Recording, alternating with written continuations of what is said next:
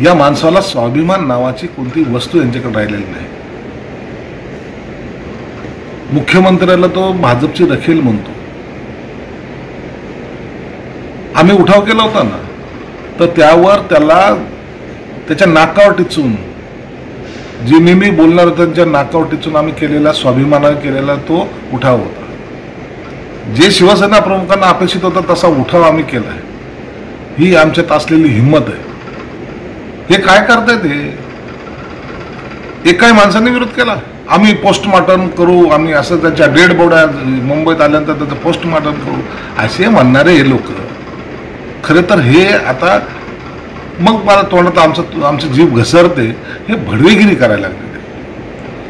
आणि आता यांनी ही भडवेगिरीची लाईन जी सुरू केलेली ना, यामुळे हे बोलत आहेत। आणि हे सर्वसामान्य शिवसैनिकाला किंवा महाराष्ट्राच्या जनतेला पसंत नाही। ही संस्कृती महाराष्ट्राची नाही।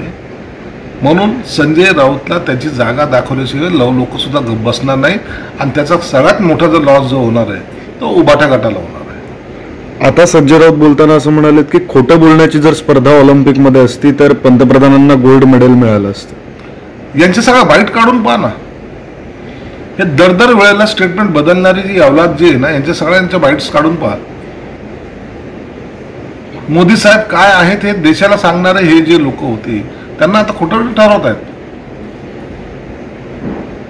यांना असं वाटतं की आम्ही बोललो तर त्याच्यामुळे जनता आमचं ऐकेल।